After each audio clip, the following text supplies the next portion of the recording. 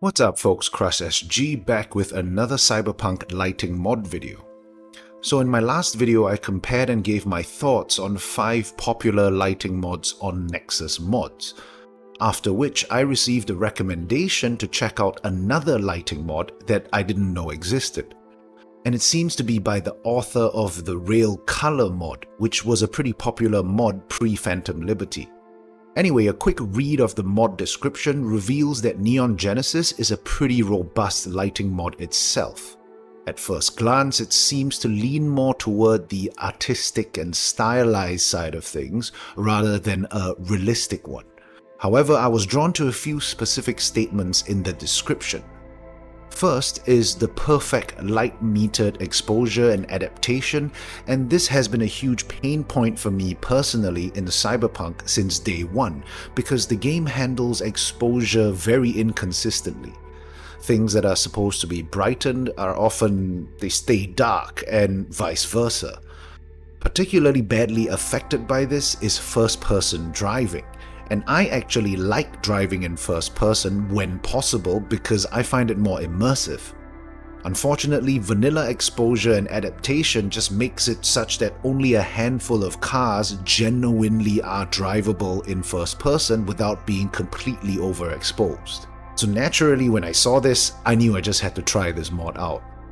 The next thing that got my attention was the overhauled global illumination and ambient occlusion. You see, as someone who isn't blessed with the likes of an RTX 4090 and who finds the 16 gigs of VRAM on the 4080 quite pathetic for the price, I had to settle for the beast that is the 7900 XTX for my last upgrade. Unfortunately, beast as it may be, it is still an AMD GPU, which means ray tracing isn't exactly on the cards for me, well, at least not at any meaningful level.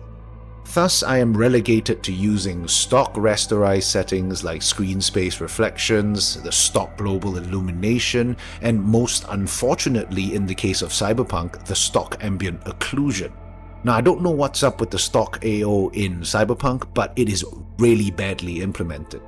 Turning it down to low introduces a ton of noise and barely visible occlusion, and turning it up to high just makes NPCs look like they're dragging black pools along with their feet as they walk around. So any changes in this department are obviously welcome. Anyway, that's enough chit chat. I've used the mod for about a day now, and I think I've seen enough to kind of give you my thoughts on it, while also comparing it with the 2 top picks from my previous video, Natural Californian lighting and GITS Legacy. Let's take a look at some comparison clips first, and I'll dive into my thoughts after that.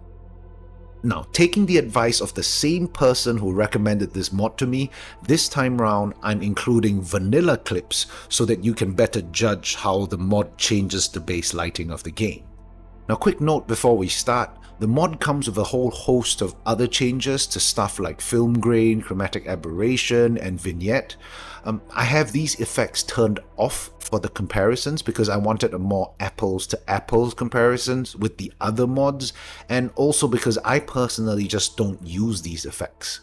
I'll showcase the full shebang with all the special effects later on in the video, and you can decide whether you like it or not.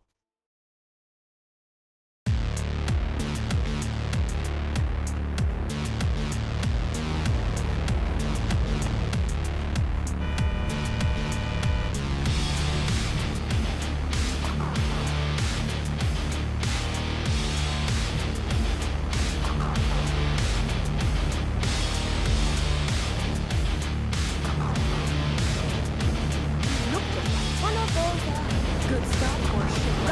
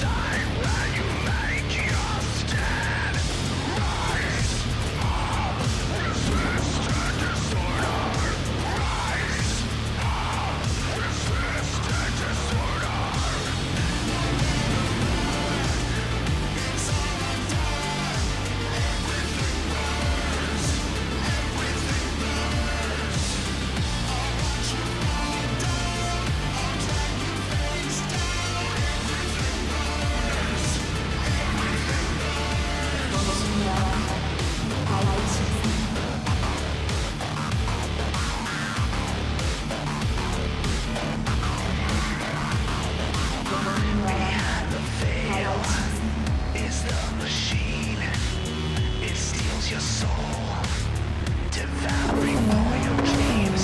My hand is firm. Heal. I control. I am the demon.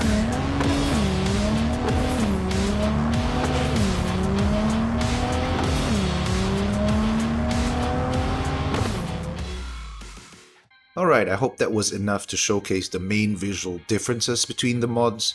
Here are my thoughts. The first thing that struck me about Neon Genesis was that it presents much softer visuals compared to most of the other mods that I've tried. And I don't mean that it's blurry or hazy, the image is plenty sharp.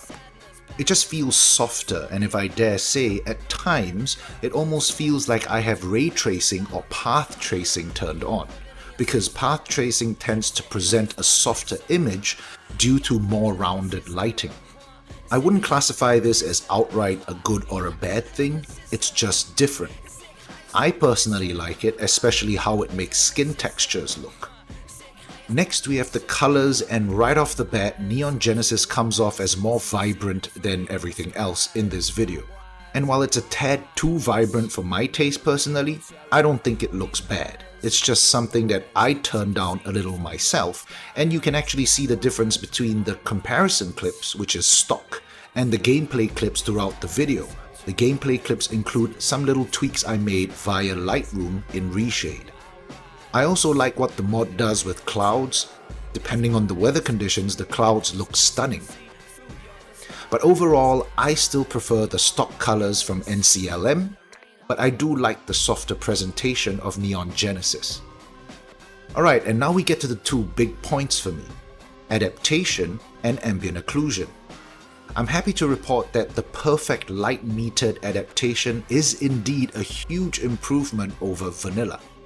I wouldn't exactly call it perfect because there are still some scenarios where it can get too dark or too bright, and there are still a couple of cars that are overexposed in first person, but it definitely is worlds better than vanilla exposure, and I think it is about as good as it can get at this point for a mod.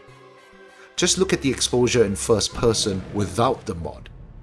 All these cars are utterly overexposed in vanilla. And now with Neon Genesis, the problem is largely gone.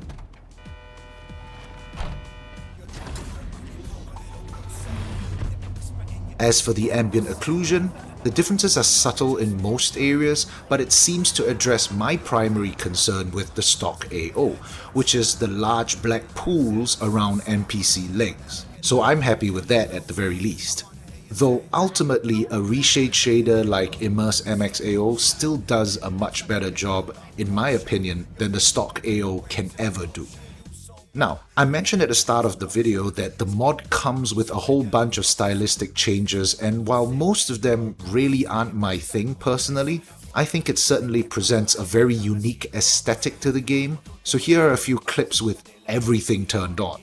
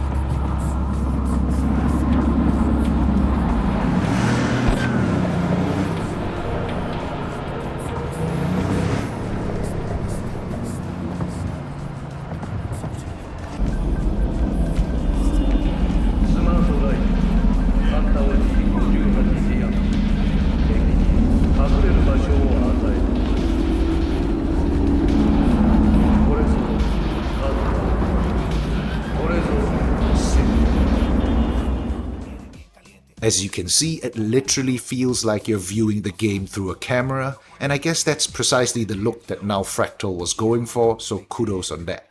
Okay, conclusion time. Now this is a really tough one. I love the stock colors from the natural Californian lighting mod. It's kinda set and forget, and I don't need to change it with reshade in any way. But I like the softer lighting presentation from Neon Genesis, and I also love the changes to adaptation and ambient occlusion. On the other hand, I think that GITS makes for one of the most cinematic takes on the game, and it just brings rain to a whole new level, more so than what we get just by installing Sosuin's better rain mod. I guess it's called Perfect Rain for a reason in the description of GITS. Ultimately though, that's the beauty of using something like the Vortex Mod Manager. I can just flip lighting mods on and off as I please, so I'm just gonna say that all three of these mods are my top picks, and I'll use each of them whenever the mood strikes. And that's it for today's video, folks. As always, the mods are linked in the description below, along with all the other visual mods I use. Now do note that I only list the visual mods, or mods that change the game visually. I have over 150 mods actually installed, most of which are more for gameplay stuff. Let me know down below which of these mods you like best, or maybe you are a vanilla enjoyer, that's great too. If you have any cool lighting mods or any cool mods in general that you think I should check out, go ahead and drop that in the comments as well. Otherwise, thumbs up if you liked it, down if you didn't, crush that subscribe button, and I'll catch you guys in the next one. Peace. Hello there, Night City! Stanley here with you, and we got another day ahead of us in this city of dreams. Ooh, I love this town. Love it like you might love a mother who popped you out on the steps of an orphanage once and now stops you to ask if you got a smoke for her. Every new day here means 100 new arrivals, but only half these gonks will survive a year, and that's if it's a good one. And why do these peeps come to NC? Well, to be street samurai like Morgan, Blackhand, and Waylon Boa Boa. The greater the risk, the bigger the bounty, kids. Or so they say. But you can only be a major league player for so long. The faster you live, the faster you